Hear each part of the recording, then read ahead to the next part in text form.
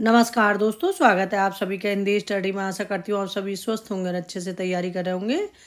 आज हम ये नाटक से संबंधित जो तथ्य पूछे जाते हैं एग्जाम में उन्हें देखेंगे। जैसे रंगमंच है, नाटक से संबंधित तथ्य हैं, क्योंकि जैसे बीज, बिंदु, पताका, प्रकृति, ये किससे संबंधित हैं और ये कौन कौन से हैं ऑप्शन में दे देते हैं। तो थोड़ा सा ये मतलब करेंगे। इसके आगे जो नाटक का विकास है वो देखेंगे, जैसे भारतीय हिंदू युग, प्रसाद युग और प्रसाद उत्तर युग, मतलब कैसे नाटक का विकास है। ये थ्योरी है, थोड़ी सी वन लाइनर अच्छी है।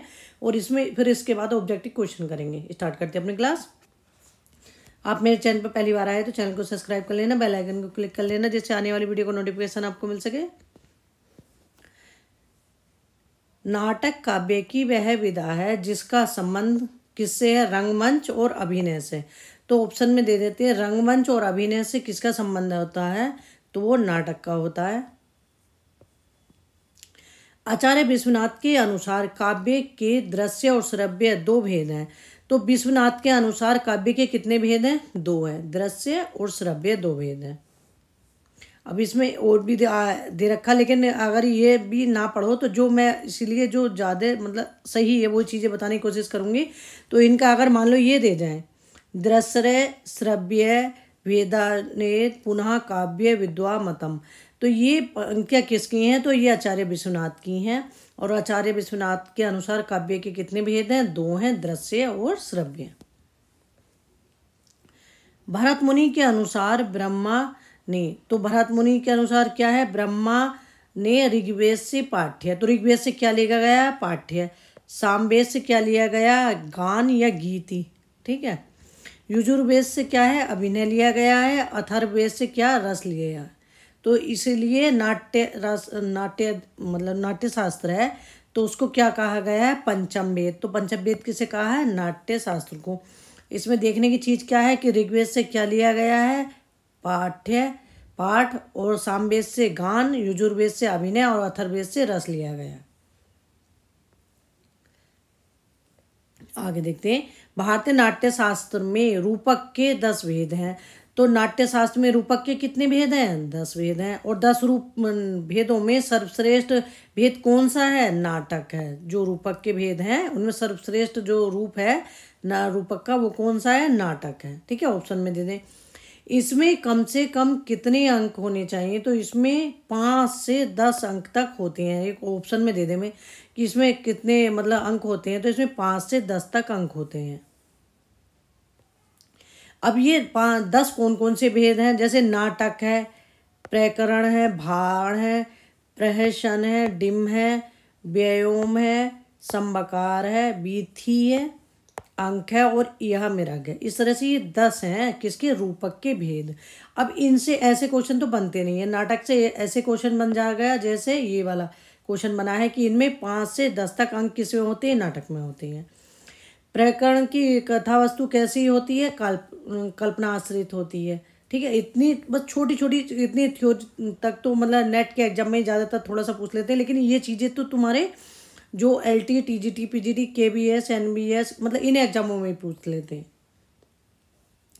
भाड़ में कितने अंक होते हैं? तो भाड़ में 1 अंक होते हैं। और श्रृंगार रस की प्रधानता होती है किसमें? भाड़ में। एक भाड़ है और एक शायद संबकार है। इसमें अभी देखती हूँ नीचे, हाँ, जिसमें श्रृंगार रस की बीथी, इसमें भी श्रृंगार रस की प्रधानता है जो बीथी है। प्रहसन या भाड़ से मिलता जुलता हास्य प्रधान नाट्य है। इसमें कितने अंक होते हैं? 2 अंक होते हैं।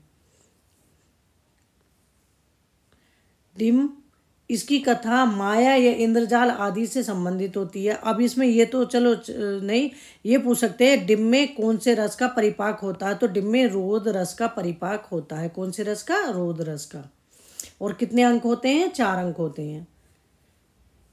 व्यायोग, एक ही अंक में इतिहास प्रसिद्ध कथा वस्तु का निर्वाह किया जाता है। इसमें नायिकाओं की योजना का प्रयास नहीं होता। इसमें पूछ सकते हैं जैसे संबकार, इसमें देव दैत्य संबंधी पौराणिक कथा का 3 अंकों में प्रतिपादन होता है। तो देव दैत्य संबंधी कथा का पौराणिक कथानक होता है किसमें? संबकार में। बीथी, अधिकतर 2 पात्र होते हैं बीथी में, नायक श्रृंगार प्रिय होता है, अतः श्रृंगार रस की प्रधानता होती है किसमें? भीति में। और ये भी एक अंक का ही होता है जैसे भाड़ होता है। इसका नायक गुणी और आख्यात प्रसिद्ध होता है किसका? अंक का। अब इसमें क्या है?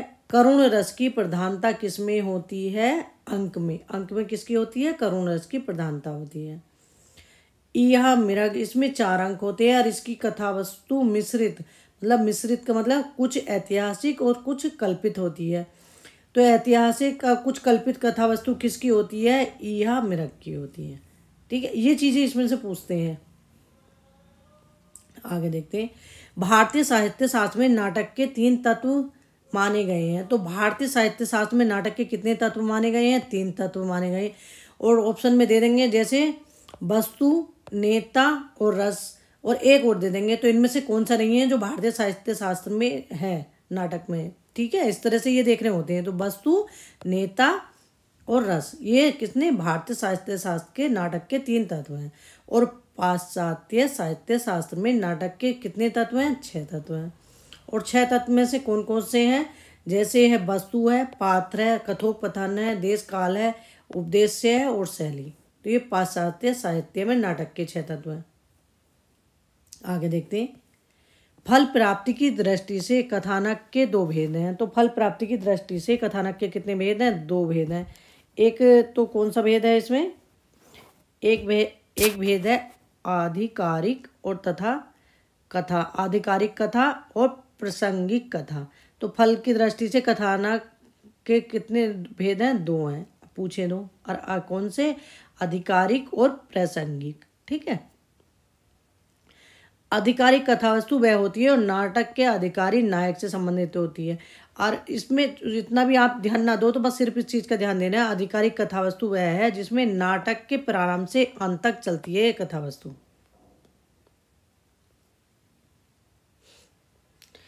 प्रासंगिक कथा वस्तु के भेद होते हैं। तो प्रासंगिक कथा वस्तु के कितने भेद होते हैं? 2 होते हैं, पताका और प्रैकरी। कौन से होते हैं? पताका और प्रैकरी। अब इनके बारे में आप ना भी पढ़ो कि ऐसी प्रासंगिक कथा है जैसे वो है। ठीक है, तो अगर इतना भी पूछ लें कि कितने भेद होते हैं? 2 होते हैं, यही काफ़ी है। अभिनय की दृष्टि से कथाएं कितने प्रकार की होती हैं? 2 प्रकार की होती हैं, दृश्य और सूच्य। तो कितने प्रकार की होती हैं? 2 प्रकार की, दृश्य और सूच्य। कथा वस्तु का जो अंश रंगमंच पर अभिनीत होता है उसे क्या कहते हैं? उसे दृश्य कहते हैं। नाटक के अनावश्यक विस्तार के भय से अथवा साधनों की दुर्बलता से जिन दृश्यों को रंगमंच पर दिखाया नहीं जा सकता उनकी सूचना भर दी जाती है, वह अंश कथा का क्या है? सूच्य कहलाता है। क्योंकि रंगमंच में इतनी चीज़ें हैं कि सभी को मतलब दिखाया नहीं जा सकता, केवल उनका मतलब एक जैसे कि हल्का सा मतलब समझाया जा सकता है। वो चीज़ें एक सूच्य, मतलब उनके बारे में हल्का बताना, सूचना देना। मतलब सूच्य वस्तु की सूचना देने वाले अर्थोपेक्षक कहते हैं। तो सूच्य वस्तु की सूचना देने वालों को क्या कहते हैं? अर्थोपेक्षक कहते हैं। और ये कितने प्रकार के होते हैं? 5 प्रकार के होते हैं। 5 प्रकार में कौन से हैं? विसंबक, प्रवेशक, चूलिका, अंकास्य और अंकअवतार। ठीक है, इस तरह से 5 प्रकार के होते हैं। इनके क्रम देख लेना, ये क्रम से ही है इसमें लिखे हुए, क्योंकि क्रम लगाने को भी इनका आ जाता है एग्जाम में। अब इनके बारे में जानना चाहो तो देख लेना, नहीं तो कोई ज़रूरी नहीं। जैसे बीती या भावी घटनाओं को सूचना देने वाली विसंबक कहलाता है। और प्रवेशक क्या है? इसके द्वारा सूचना विसंबक की भांति दी जाती है, किंतु इसके सूचक पात्र अधम श्रेणी के होते हैं। अब ये जो होते हैं विसंबक, प्रवेशक, चूलिका, अंकास्य और अंकतार, ये ऑप्शन में दे देते हैं 3 और 1 दे देते हैं दूसरा। तो इनमें से पूछ लेते हैं कौन सा नहीं है अर्थोपेक्षक। इस तरह से ये याद करने होते हैं। नाट्य प्रयोग संवाद के आधार पर कथा के कितने भेद हैं? तो नाट्य प्रयोग संवाद के आधार पर कथा कितने प्रकार की होती है? तो वो 3 भेद हैं कथा के। कौन से? एक तो सर्वश्रव्य, अश्रव्य और नियत श्रव्य। वह कथांश जो सबके अर्थात दर्शकों एवं अभिनेताओं के सुनने योग्य होता है तो वो क्या होता है, सर्वश्रव्य कहलाता है। और वह कथा अंश जिसे कोई पात्र स्वयं इस ढंग से कहता है जिसे कोई दूसरा पात्र ना सुने, उसे अश्रव्य या स्वगत कहते हैं। अब ये ऑप्शन दे के पूछ ले कि उसे क्या बोलेंगे, तो इस तरह से इसलिए ये देखने जरूरी है आपको। वह कथांश जिसे रंगमंच के कुछ चुने हुए पात्र ही सुन सकें, तो उसे क्या कहेंगे, नियत श्रव्य। कथानक के कितने प्रकार के हैं, तो लोक व्रत की दृष्टि से कथानक के 3 प्रकार हैं। कितने प्रकार हैं, 3 प्रकार हैं। प्रख्यात है, उत्पाद और मिश्र है। कितने हैं, प्रख्यात, उत्पाद और मिश्र। प्रख्यात जो मतलब मतलब कथा का आधार होता है, जैसे लोक प्रसिद्ध, इसमें दे रखा है इतिहास पुराण आदि से संबंधित लोक प्रसिद्ध घटना से ली गई कथा प्रख्यात कहलाती है। ठीक है, अगर ऑप्शन में दे दें कि प्रख्यात कथा कौन सी कहलाती है, तो वो ये है। ठीक है, उत्पाद, उत्पाद में कवि कल्पना प्रसूत कथा उत्पाद कहलाती है। तो कवि की कल्पना प्रसूत जो रचना होगी, कथा होगी, तो वो क्या कहलाएगी, उत्पाद कहलाएगी। और मिश्र में कौन सी होती है, जिस कथा में इतिहास पुराण का आधार तो लिया जाए, मतलब ऐसी कथा जिसमें इतिहास पुराण का आधार तो लिया जाए, किंतु रूप करार उसमें अपनी उर्वरा कल्पना के बल पर अभिष्ट रूप देता है, उसे मिश्र कहते हैं। ठीक है, आगे देखते हैं। कथा विन्यास की दृष्टि से 3 आधार हैं। तो कथा विन्यास की दृष्टि से कितने आधार हैं, 3 आधार हैं। एक कार्यावस्था, आर्थिक प्रकृति और संधि। ऑप्शन में इन तीनों को दे दें और एक और दे दें। अब पूछे इनमें से कौन सा नहीं है, तो इसलिए याद कर लेना, कथा विन्यास के 3 आधार हैं। कौन कौन से हैं, कार्यावस्था, अर्थ प्रकृति और संधि। कार्यावस्था, कार्य की सिद्धि के लिए नायक की मानसिक दशा को ध्यान में रखते हुए समस्त कथानक के विकास को 5 अवस्थाओं में विभाजित किया गया है। तो कार्यावस्था के कितने भाग हैं, 5 भागों में है कार्यावस्था। प्रारंभ, प्रतन, प्रत्याशा, नियताप्ति और फलागम। इस तरह से इन्हें याद कर लेना, और ये क्रम से ही हैं इसमें लिखे हुए। ठीक है, आगे देखते हैं। नाटक में फल रूप प्रयोजन की सिद्धि के लिए मिलाकर व्यापार करने वाली अनेक अवान्तर घटनाएं अर्थ प्रकृतियाँ कहलाती हैं। तो नाटक के फल रूप प्रयोजन की सिद्धि के लिए मिलकर व्यापार करने वाली अनेक अवान्तर घटनाएं क्या कहलाती हैं, तो वो कहलाती हैं अर्थ प्रकृतियाँ। और अर्थ प्रकृतियाँ कितनी होती हैं, ये भी 5 होती हैं। कितनी, बीज, बिंदु, पताका, प्रकृति और कार्य। ठीक है, ये ऑप्शन में दे देती हैं और एक अलग दे देते हैं। इनमें से कौन सा अर्थ प्रकृति नहीं है, इन्हें सबको आपको याद करना ही होगा लिख के। ठीक है,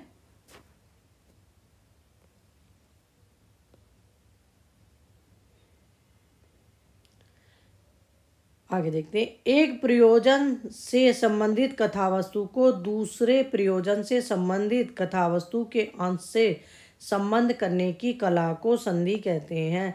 तो एक प्रयोजन से संबंधित कथावस्तु जो दूसरे प्रयोजन से संबंधित कथावस्तु के अंश से संबंध करने की कला को क्या कहते हैं, संधि कहते हैं। और संधियाँ कितने प्रकार की होती हैं, ये भी 5 प्रकार की होती हैं नाटक में। ठीक है, मुख, प्रतिमुख, गर्भ, विमर्श या आमर्श और निर्वाह। तो ये 5 प्रकार की होती हैं। कितने प्रकार की, 5 प्रकार की। इनके अंदर जो लिखा हुआ, मैं क्योंकि इससे मुझे नहीं लगता कि इसे बताने की आवश्यकता होगी, लेकिन जो जहाँ मुझे लगा कि सही है वही कोशिश कर रहे हैं कि आपके लिए कंपलसरी है, जो नहीं छोड़ना है हमें। आगे देखते हैं। आचार्यों ने नायक नेता के 4 प्रकार बताए। तो भारतीय आचार्यों ने जो नायक के कितने प्रकार बताए हैं, तो नायक के कितने प्रकार बताए, 4। धीरोदात्त, धीर प्रशांत, धीर ललित और धीरोद्वत्त। कितने प्रकार बताएं, 4। और चारों प्रकार देख लेना, इन्हें भी ऑप्शन में दे देते हैं और एक अलग पूछ लेते हैं, और ये पूछे गए हैं। कथा वस्तु के विकास के 5 सोपान है। तो कथा वस्तु के विकास के कितने सोपान है, 5 सोपान है।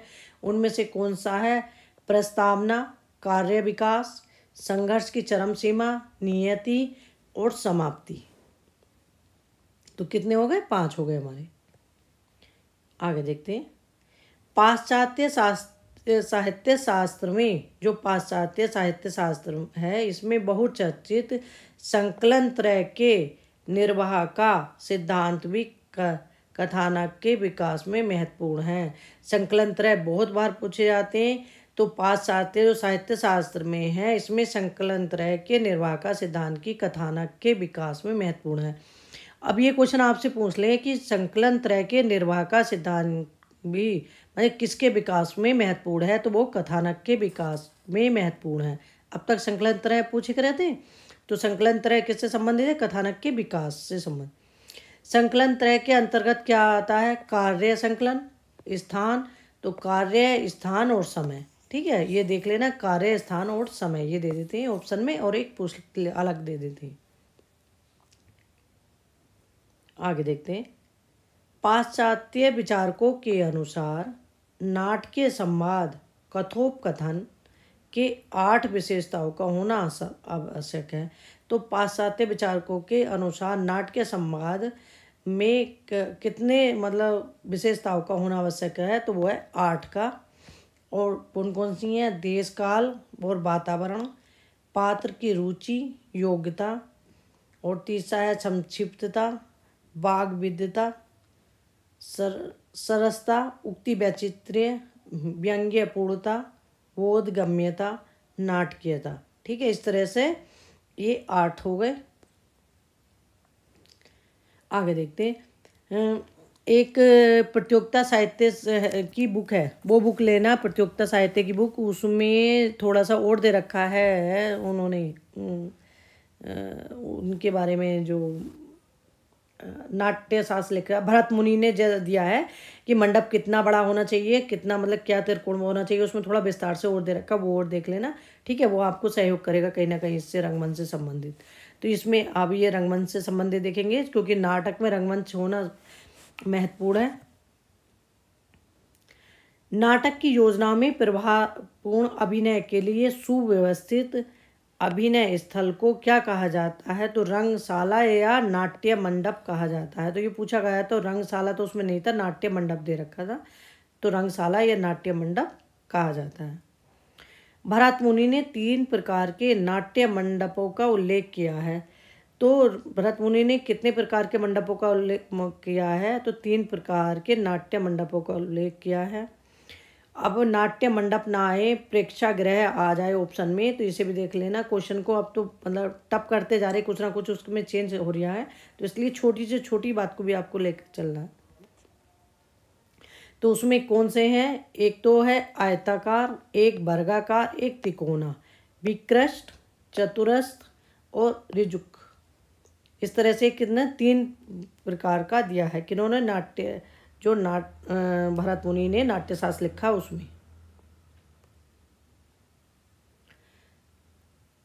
रंगमंडप मुख्यतः 2 भागों में विभाजित होता है। तो रंगमंडप मुख्यतः कितने भागों में विभाजित होता है? 2 भागों में विभाजित होता है। एक भाग पर नाटक अभिनीत होता है, दूसरे भाग में जो होता है वो जो दर्शक होते हैं उनके बैठने की व्यवस्था होती है। आगे देखते हैं। जिस भाग पर कलाकारों द्वारा नाट्य अभिनय किया जाता है, तो वो जो भाग जिस पे मतलब कलाकारों द्वारा नाट्य और अभिनय किया जाता है उसे क्या कहते हैं? उसे रंगमंच कहते हैं। रंगमंच के कितने भाग होते हैं? तो रंगमंच के 3 भाग होते हैं, रंगपीठ, रंगशीर्ष और नेपथ्य। तो रंगमंच के कितने भाग हो गए? 3 हो गए, रंगपीठ, रंगशीर्ष और नेपथ्य। रंगपीठ रंगमंच का अग्रभाग होता है, जहां आधिकारिक नाट्य घटनाएं प्रदर्शित की जाती हैं। रंगपीठ के पीछे का भाग रंगशीर्ष कहलाता है। यह रंगपीठ से कुछ ऊंचा बनाया जाता है, जिसके पीछे नेपथ्य और उसके दो द्वारों का विधान होता है। नेपथ्य द्वारा रंगशीर्ष पर खुलते हैं। अब इसमें देखने का यह है कि रंगशीर्ष के पीछे का अदृश्य भाग क्या कहलाता है? तो रंगशीर्ष के पीछे का अदृश्य भाग क्या कहलाता है? नेपथ्य कहलाता है। ठीक है, ये नाटक से संबंधित जो बातें मैंने आपको बताई, ये क्योंकि पूछी जाती हैं नाटक में बहुत ज़्यादा, ये घुमा फिरा के 1-2 क्वेश्चन इससे आ ही जाते हैं। अब इसमें जैसे दे रखा है जैसे भारतेंदु युग और प्रसाद युग, प्रसादोत्तर युग, तो वो मतलब थ्योरी में थोड़ा सा मैं आपको, ये वन लाइनर है अच्छे से है तो ये आपको बताऊंगी। अब इसमें थोड़ा सा और है, फिर इस जैसे ये भारतेंदु युग से शुरू है, तो अब भारतेंदु युग से मतलब नाटक का विकास अगर माना जाए तो 1857 से 1900 ईस्वी तक है। 1857 से 1900 ईस्वी तक भारतेंदु युगीन नाटक। भारतेंदु के पिता कौन थे? गोपाल चंद गिरधर दास थे, और इन्होंने जो गोपाल चंद गिरधर दास का नाटक था नहुस, उसको हिंदी का प्रथम मौलिक नाटक माना है। किसने? भारतेंदु हरिचंद ने। और हिंदी का पहला मौलिक नाटक कौन सा है? नहुस है, गोपाल चंद गिरधर दास का, अगर ऑप्शन में भी पूछे तो।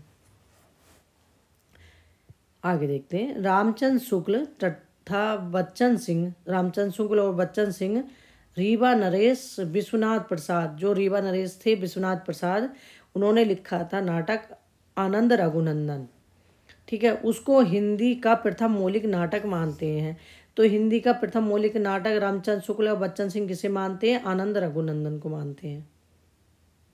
भारतेंदु जी ने राजा लक्ष्मण सिंह कृत शकुंतला नाटक को हिंदी का दूसरा, जो भारतेंदु जी ने राजा लक्ष्मण सिंह ने शकुंतला नाटक लिखा, उसके हिंदी का दूसरा, और विद्या सुंदर को तीसरा नाटक, और निवास दास का जो तप्ता संवरण है, तप्ता संवरण किसका है? श्री निवास दास का नाटक है, उसका हिंदी का चौथा नाटक माना है। क्वेश्चन बन जाते हैं कि भारतेंदु ने मतलब चौथा नाटक किसे माना है? तो तप्ता संवरण को माना है, लाला श्री निवास दास का। भारतेंदु हरिचंद को आधुनिक हिंदी नाटक का जनक तथा हिंदी नवजागरण का अग्रदूत कहा जाता है। तो हिंदी नाटक का जनक तथा हिंदी नवजागरण का अग्रदूत किसे कहा जाता है? भारतेंदु हरिचंद को कहा जाता है। भारतेंदु ने अपने नाटक शीर्षक निबंध में नवीन नाटकों को रचना के 5 उपदेशों का उल्लेख किया है। तो भारतेंदु ने अपने नाटक शीर्षक से जो निबंध है लिखा है, उसमें नवीन नाटकों के मतलब रचना को 5 उपदेशों के उल्लेख किया है। उसमें 5 उपदेश कौन कौन से दिए हैं? तो वह है श्रृंगार, हास्य, कौतुक, समाज संस्कार और देश वत्सलता। तो इन्हें देख लेना, इन्हें ऑप्शन में दे देंगे और पूछ लेंगे कि इसमें भारतेंदु ने कौन सा नहीं दिया है। तो श्रृंगार, हास्य, कौतुक, समाज संस्कार और देश वात्सलता का उल्लेख किया है इसमें। ठीक है, ये आज का अपना कंप्लीट हो गया। इसी क्रम में मैं जो इसके मतलब आगे का पार्ट है अपना कराऊंगी, मैं जैसे नाटक से संबंधित ऐसे ही आपके उपन्यास से संबंधित है। तो ये मतलब उधर तो सोच रही हूँ ऑब्जेक्टिव क्वेश्चन भी आपको करा रही हूँ, लेकिन थोड़ा सा ये इससे ना आपको बहुत हेल्प मिलेगी इन चीज़ों से। ठीक है, आज के लिए इतने ही, मिलते हैं अगली वीडियो में, तब तक के लिए धन्यवाद।